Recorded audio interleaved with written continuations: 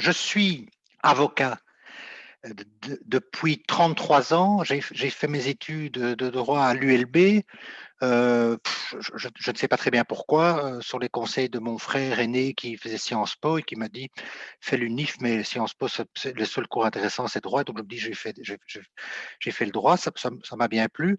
Et je me suis d'abord spécialisé en procédure civile.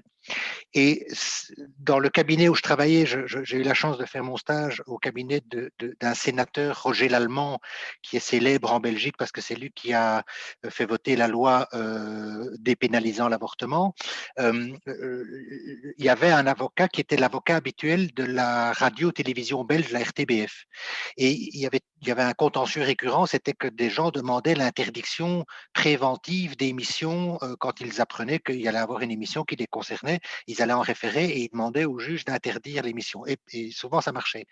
Et il y avait un problème de procédure à cet égard. Et donc, un de mes patrons est venu me voir en disant, comme tu es spécialiste en procédure, est-ce que tu veux bien t'occuper de ce dossier? Et c'est comme ça que je suis tombé dans le contentieux de la liberté d'expression que je n'ai plus jamais quitté. Je n'avais suivi aucun cours à l'UNIF dans cette matière-là. Je suis devenu professeur de procédure civile. Je n'ai pas abandonné la procédure civile, mais en tant qu'avocat, je me suis spécialisé dans le droit de la liberté de la presse, de la liberté d'expression. Mon patron a quitté le barreau il y a déjà de très nombreuses années. Je lui ai succédé comme conseil de la radio-télévision belge, ce qui évidemment était un client qui m'apportait beaucoup de contentieux dans ces matières-là. Puis j'ai commencé à écrire sur ce sujet-là. Et pour finir, j'ai fait sur le tard une thèse de doctorat en 2013 dont l'intitulé est la procédure euh, garante de la liberté d'information. Et j'ai montré qu'en réalité, il y avait un lien direct entre les règles de procédure et la liberté d'information. Alors, à côté de. Et donc, j'ai une activité d'avocat soutenue au contentieux. Ce qui me plaît, c'est le contentieux. J'aime bien aller plaider. En parallèle, une activité académique, d'assistant et puis de professeur à l'ULB.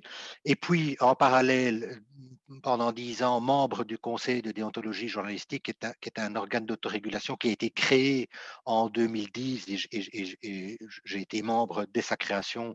J'ai arrêté il y a un an parce que ça faisait 10 ans que j'y étais. Et depuis presque 10 ans maintenant, je suis aussi assesseur à la section de législation du Conseil d'État belge, c'est-à-dire la section du Conseil d'État à laquelle les différents pouvoirs, vous savez qu'en Belgique, on a des pouvoirs au niveau fédéral et puis au niveau régional et communautaire.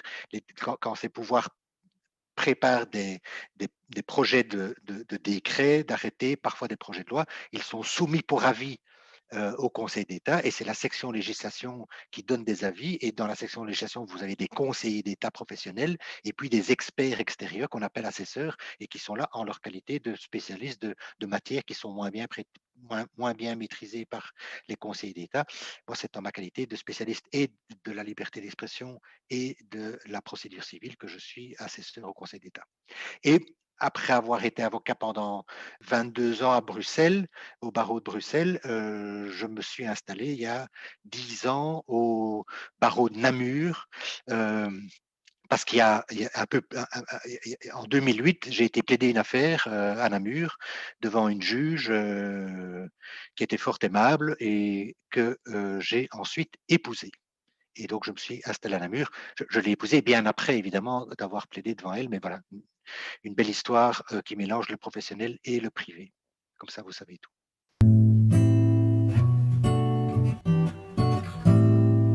Pourquoi? Mais très simplement, parce que nous sommes tous des journalistes. En réalité, le journalisme, c'est une activité, c'est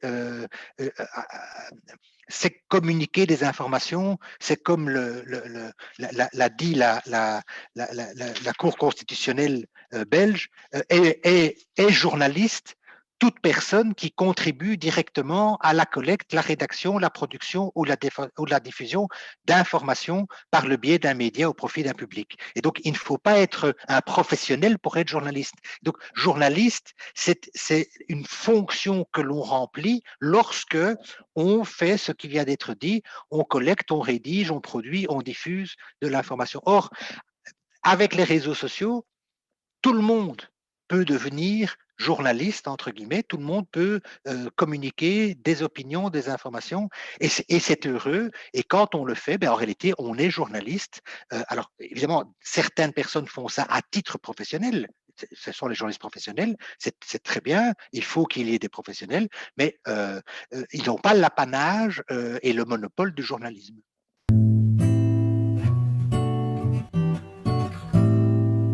Il y a d'abord le fait que ces réseaux sociaux permettent à chacun de s'exprimer, d'avoir un compte, avoir une page, avoir un profil, et c'est très bien. Mais par ailleurs, ces réseaux sociaux ne sont pas neutres, puisque eux-mêmes diffusent, sélectionnent, diffusent de l'information. En fait, j'ai découvert il y a quelques années que la très grande majorité des citoyens ne s'informent que via les réseaux sociaux sur lesquels ils ont un compte, et donc c'est une information dirigée, c'est une information qu'ils reçoivent notamment en raison d'algorithmes, en se disant ben, si cette personne a consulté tel et tel site, il sera intéressé par telle information. Cet aspect-là me paraît nettement moins heureux parce que alors elle réduit le champ d'investigation. Et puis, on constate aussi que sur les réseaux sociaux, on est très entre soi. On ne va pas aller voir ce que disent ceux qui ne pensent pas comme nous, qui ne croient pas comme nous, c'est pour ça que je fais allusion à ce que j'ai dit dans la conférence. Je lis une fois par semaine le Figaro Magazine. Je trouve que c'est intéressant de savoir ce que les autres pensent. A priori, ce n'est pas la tendance qui m'intéresse. Moi, j'ai plus de plaisir et d'affinité à lire Mediapart que le Figaro Magazine. Mais je trouve que c'est important d'aller voir ce que pensent et ce qu'écrivent les autres.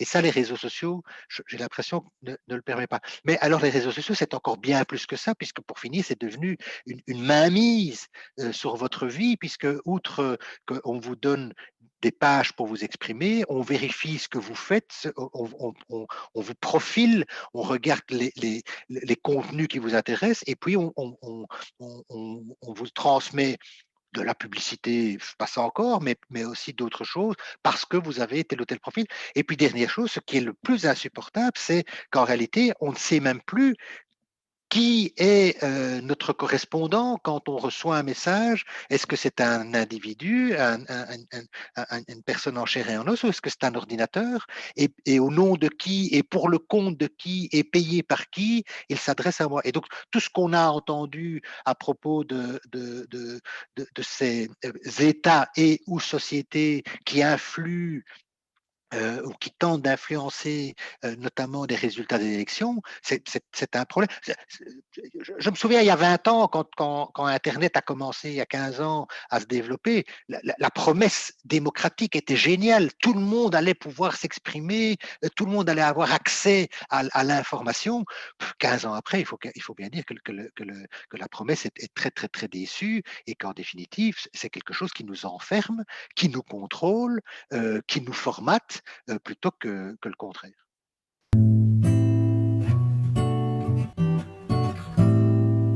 Ils sont indispensables au même titre que les journalistes. Et l'un ne va pas sans l'autre. Le lanceur d'alerte, c'est en quelque sorte la super source. Ils sont indispensables, ils doivent être protégés, bien plus qu'ils ne le sont.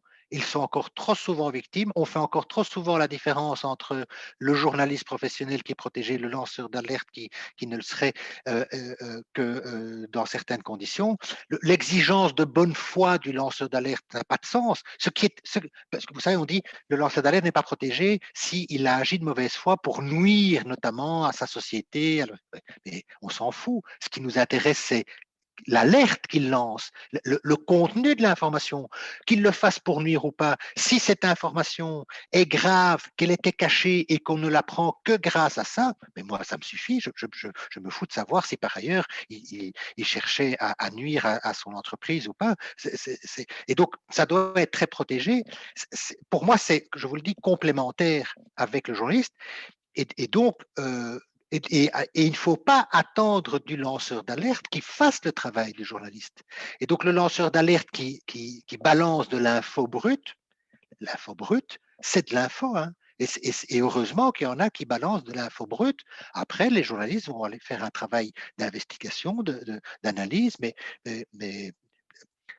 sans les lanceurs d'alerte, vous imaginez le nombre d'affaires qui n'auraient pas pu être traitées, réglées, voire sanctionnées. À l'heure actuelle, c'est déjà très fort. Et ces gens ont quand même énormément de courage parce que il faut après subir toutes les pressions. Donc oui, ça doit être encore plus protégé que maintenant. Et c'est indispensable. Il n'y a pas de démocratie sans lanceurs d'alerte.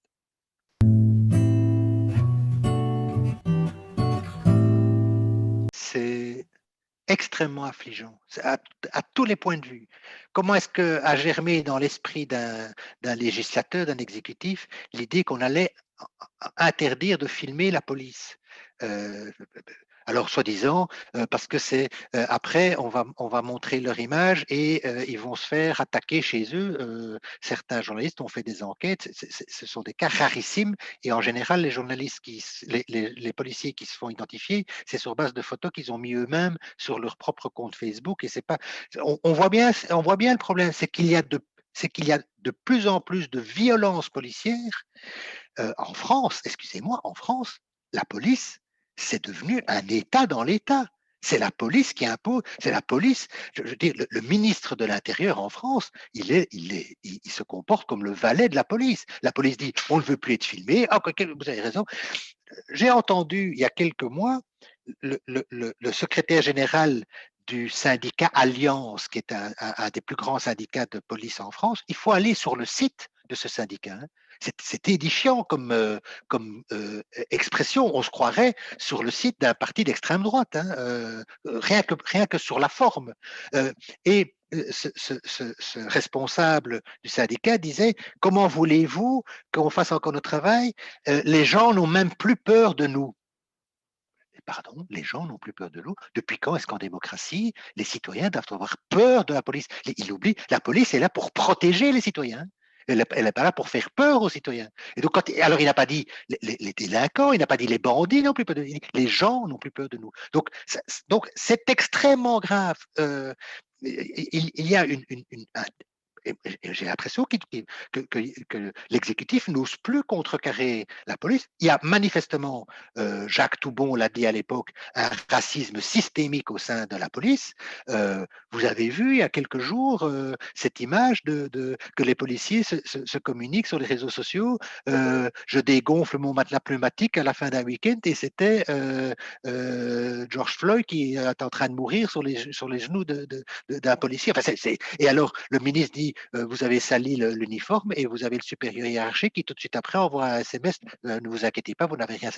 Si on reste avec ça comme mentalité, si on ne dénonce pas et si on ne nettoie pas. Alors, on dit oui, mais attention, les policiers sont victimes de violences. Ah oui, ça c'est depuis toujours. Hein. Les policiers sont victimes de violences.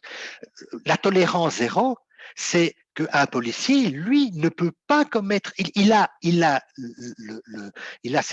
ce droit exceptionnel qu'il a le recours légal à la force. Mais dans un but bien précis de défendre la société, pas dans un but de régler des comptes avec des manifestants qui seraient trop à gauche selon eux, qui sont insupportables, ou des gens. Et donc, cette image, un pays très sage, et ces images, vous avez sans doute vu de ces écoliers à genoux, main derrière la tête, et ce policier qui dit ah, ça, ce sont des élèves très sages. Mais moi, ça me fait peur, ça me fait frissonner de me dire est-ce que c'est ça l'état actuel de nos démocraties? Donc, et donc, tout le débat sur l'article 24, c'était ça. Pourquoi est-ce que les policiers ne veulent pas être filmés? Ils ne veulent pas être filmés parce qu'ils savent très bien que quand on les filme, on dénonce des exactions. Mais il est insupportable que la police commette des exactions. Enfin, Benalla, s'il n'avait pas été filmé, enfin, toutes les affaires de bavures policières, elles ne ressortent que parce qu'à un moment donné, ils ont été filmés. Mais donc, on veut protéger les bavures policières. L'exécutif veut protéger les bavures policières. Mais si c'est ça, le contrat social est rompu. Hein, et on va vers la révolution. Ce que quand même la France a tutoyé il y a un an et demi avec les Gilets jaunes. Hein, on n'était pas loin. et quand Macron, comme un idiot, dit qu'ils viennent me chercher à propos de l'affaire Benalla, mais quand ils sont arrivés, les Gilets jaunes, aux portes de l'Élysée, ils rigolaient moins à ce moment-là. Mais il fallait pas provoquer. Et donc, moi, je crains que petit à petit, et toute la pandémie maintenant va aggraver. On a d'abord eu l'état d'urgence terroriste qui a imposé des restrictions. On a maintenant l'état d'urgence sanitaire. On sait très bien que toutes les règles dérogatoires vont devenir pérennes. Et on a petit à petit une population contre un exécutif. Et l'exécutif qui a à sa main une police militarisée. Moi, ça m'inquiète. Donc, filmer, il faut filmer, il faut filmer, il faut filmer. Il faut avoir le courage d'aller manifester quand on voit ce qu'on prend sur sa figure. Mais voilà, il faut continuer à revendiquer ses droits.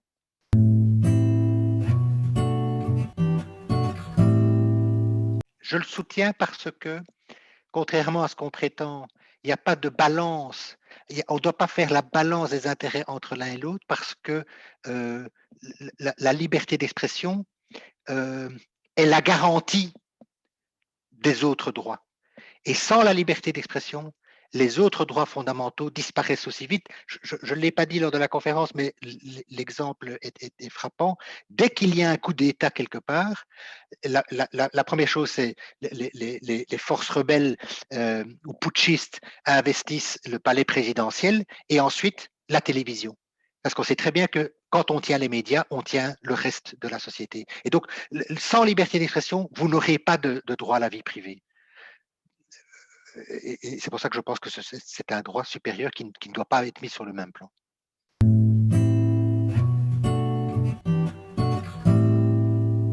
J'ai vu il y a quelques jours le film Un pays qui se tient à ça. Je dis quelque chose. Regardez ce film, regardez-le en boucle, regardez-le avec vos enfants, avec des jeunes, faites des débats. C'est ça l'actualité. Et il faut débattre de ça.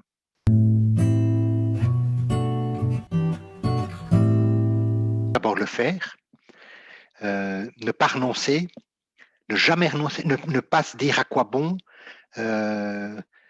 Prendre exemple de ceux qui ont, comme Nelson Mandela, continué à croire malgré le fait que, a priori, c'était impossible de penser qu'il serait un jour président de l'Afrique du Sud, mais il y a cru, il y a continué.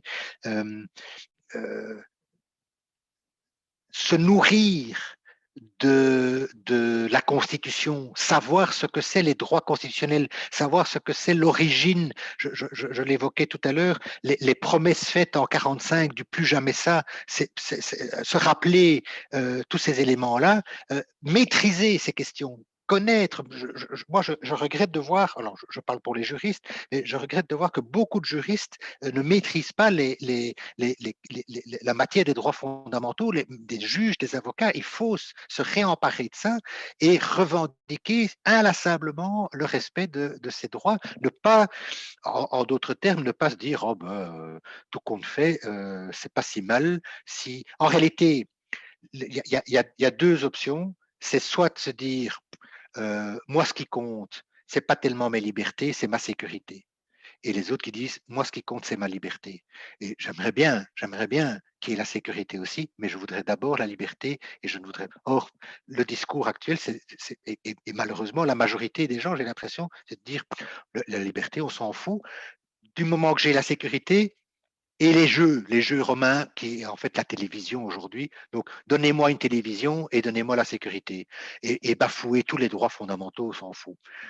Mais le jour où il n'y aura plus aucun droit fondamental, je crois qu'on ne s'en foutra plus. Et donc, je continue à penser que le plus important, l'exemple de Snowden, ce type a risqué sa vie pour dénoncer un comportement inadmissible des autorités de renseignement américaines qui violaient tous les droits, qui s'autorisaient à porter atteinte à la vie privée. Il dénonce ça au risque de sa vie. Il est obligé de s'exiler. Et qu'est-ce qui se passe 2 ans après? Les Américains élisent Trump. mais moi, je serais Snowden, je me pends, hein. Je me dis: «À quoi bon avoir fait tout ça pour ces» et en fait, les gens disent: «Non, non, mais on s'en fout», et alors il y a beaucoup de gens qui disent: «Mais moi, je n'ai rien à me reprocher et donc je veux bien qu'on vienne voir dans ma vie privée du moment que j'ai la sécurité». Mais c'est un leurre total. Personnellement, je préfère la liberté à la sécurité.